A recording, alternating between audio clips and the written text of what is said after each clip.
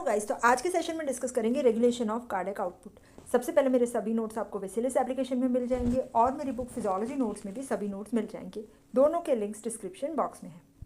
तो cardiac output जो है वो हमारा मेंटेन हो रहा है मेनली 4 फैक्टर से। एक है हमारा वीनस रिटर्न, दूसरा है force of contraction, third heart rate और फोर्थ है पेरिफेरल रेजिस्टेंस। एक के बाद एक डिस्कस कर रहे हैं।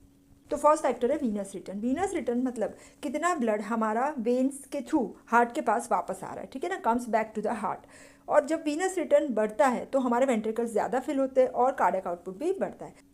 तो कार्डियक आउटपुट हमारा डायरेक्टली प्रोपोर्शनेट है वीनस रिटर्न के ऊपर, ठीक है। जो फैक्टर्स हमारे वीनस रिटर्न को अफेक्ट करेंगे वही कार्डियक आउटपुट को भी अफेक्ट करेंगे। तो इसमें आ रहा है हमारा, एक है रेस्पिरेटरी पंप या जिसे थोरेसिक पंप भी कहते हैं, सेकंड है कार्डियक पंप, थर्ड है मसल पंप, फोर्थ है ब्लड वॉल्यूम और फिफ्थ है सिंपैथेटिक डिस्चार्ज। एक के बाद एक डिस्कस कर रहे हैं। तो फर्स्ट फैक्टर से स्टार्ट करें जो है रेस्पिरेटरी पंप, जिसे कहते हैं एब्डोमिनोथोरेसिक पंप भी, ठीक है। तो ये जो रेस्पिरेटरी पंप है ना वो हेल्प कर रहा है ब्लड को हार्ट के पास वापस लेके आने में, ठीक है। तो इंस्पिरेशन जब होता है ना, जब हम ब्रीदिंग इन करते हैं, ठीक है, तो इंस्पिरेशन के टाइम पे हमारी जो चेस्ट कैविटी है वो एक्सपांड करे, ठीक है। तो इंट्राथोरेसिक प्रेशर कम हो जाएगा, वो ज़्यादा नेगेटिव होगा। तो इसकी वजह से हमारी जो इंफीरियर वीना केवा है उसको ज़्यादा जगह मिलेगी। तो इसकी वजह से ज़्यादा वीनस रिटर्न हार्ट के पास आएगा, ठीक है। और साथ साथ में जब इंस्पिरेशन हो रहा है तो डायफ्राम भी हमारा नीचे जाएगा, तो इसकी वजह से जो एब्डोमिनल प्रेशर है ना वो भी बढ़ेगा। तो इसकी वजह से जो एब्डोमिन की वेन्स है ना वो भी कंप्रेस हो जाएगी, जिसकी वजह से ब्लड वापस से हमारे हार्ट के पास आएगा, ठीक है। तो ये जो रेस्पिरेटरी पंप है ये नॉर्मल रेस्पिरेशन में बहुत ज़्यादा रोल नहीं प्ले कर रहा है। ये रोल प्ले करेगा जब हम फोर्सफुल ब्रीदिंग करेंगे या जब हम हैवी एक्सरसाइज करेंगे। सेकेंड है हमारा मसल पंप। ये मसल पंप भी हमें हेल्प कर रहा है कि वीनस रिटर्न इंक्रीज हो जाए, ठीक है। जब भी हमारे बॉडी की मूवमेंट हो रही है तो क्या होगा, स्केलेटल मसल कॉन्ट्रैक्ट होंगे, तो ये जो वेन्स है जो मसल के बीच में होती है उसका भी कंप्रेशन होगा। तो जैसे ही वेन्स का कंप्रेशन हो रहा है तो ये जो वाल्व्स होते हैं ना ये ओपन होंगे और ये जो ब्लड है ना वो वेन्स के थ्रू हार्ट के पास जाएगा, ठीक है। तो यहाँ पे ये दिखाया है जैसे ही मसल कॉन्ट्रैक्ट कर रहे हैं, ठीक है। तो ये जो प्रॉक्सिमल वाल्व है जो हार्ट के नियर है, ठीक है ना, ये ओपन हो जाएंगे और डिस्टल वाले क्लोज हो जाएंगे, ठीक है। तो ब्लड जो है वो ऊपर मूव करेगा।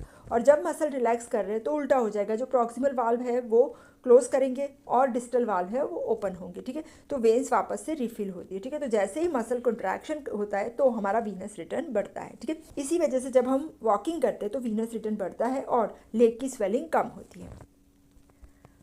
थर्ड फैक्टर है ग्रेविटी। तो ग्रेविटी जो है वो वीनस रिटर्न को कम करेगी, क्योंकि ग्रेविटी की वजह से जो ब्लड है वो हार्ट के पास वापस नहीं आएगा, ठीक है। और ये जो ब्लड है ना वो कलेक्ट करेगा लेग्स में और इसे कहते हैं वीनस पूलिंग, ठीक है। तो कम ब्लड आएगा हार्ट के पास और जैसे ही कम वीनस रिटर्न होगा तो कार्डियक आउटपुट भी डिक्रीज हो। फोर्थ फैक्टर है वीनस प्रेशर। वीनस प्रेशर जो है वो डिपेंड कर रहा है प्रेशर ग्रेडियंट के ऊपर। प्रेशर जो है वो डिक्रीज करेगा gradually from venules to right atrium. तो वेन्यूल्स का प्रेशर है 12 to 18 mmHg, फिर लार्ज वेन्स का प्रेशर होता है 5 to 6 mmHg, फिर राइट एट्रियम के जंक्शन के ऊपर प्रेशर होगा 4 to 5 mmHg। राइट एट्रियम में वो नियर टू जीरो होगा। तो ये प्रेशर ग्रेडियंट की वजह से जो ब्लड है वो वेन्यूल्स में से लार्ज वेन में, फिर लार्ज वेन में से राइट एट्रियम में जाएगा। तो ये भी इंपॉर्टेंट फैक्टर है वीनस रिटर्न को अफेक्ट करता हुआ। फिफ्थ फैक्टर है सिंपैथेटिक डिस्चार्ज। जब भी सिंपैथेटिक स्टिमुलेशन होता है तो वेजो कंस्ट्रिक्शन होगा। अगर वेन्स का कंस्ट्रिक्शन हुआ तो इसे वीनो कंस्ट्रिक्शन भी कहते हैं, ठीक है। तो जब वेन्स का कंस्ट्रिक्शन होता है तो जो ब्लड है ना वो टूवर्ड्स हार्ट पुश होता है, ठीक है। तो जैसे ही सिंपैथेटिक एक्टिविटी बढ़ती है तो वीनस रिटर्न बढ़ेगा। तो इसी की वजह से ड्यूरिंग एक्सरसाइज या कोई स्ट्रेस या कोई शॉक है तब वीनस रिटर्न बढ़ेगा और कार्डियक आउटपुट भी बढ़ेगा। तो ये सब है हमारे जो फैक्टर्स अफेक्टिंग वीनस रिटर्न। इसमें हमारे आ रहे हैं रेस्पिरेटरी पंप, जिसे थोरेसिक पंप भी कहते हैं, cardiac pump, muscle pump, blood volume and sympathetic discharge.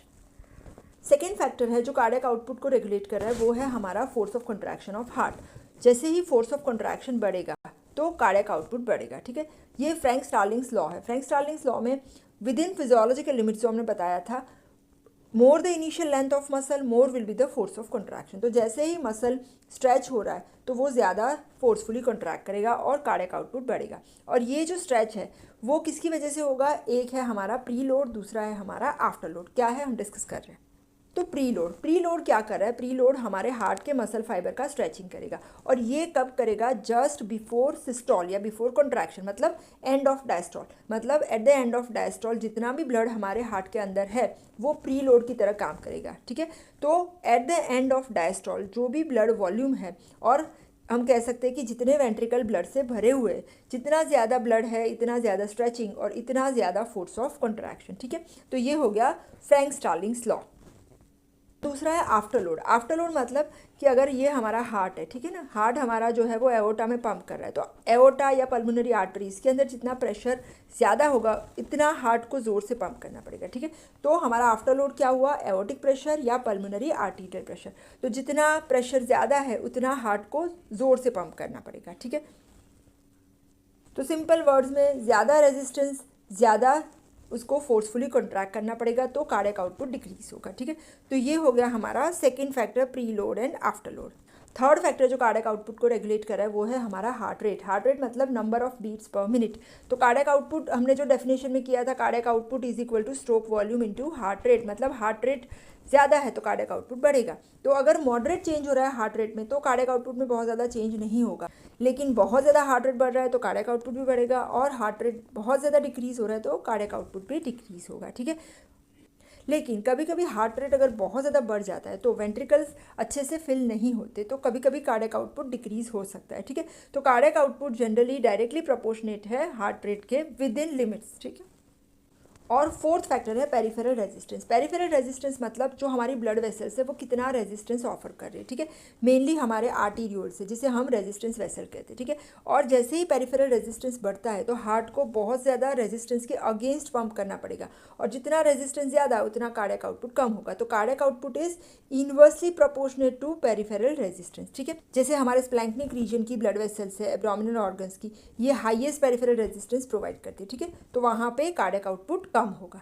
तो यहाँ पे हमने आज डिस्कस किया फैक्टर्स रेगुलेटिंग कार्डियक आउटपुट, जिसमें हमारा आ रहा है first factor venous return, second factor pre load after load, third factor heart rate and fourth one is peripheral resistance. Thank you so much.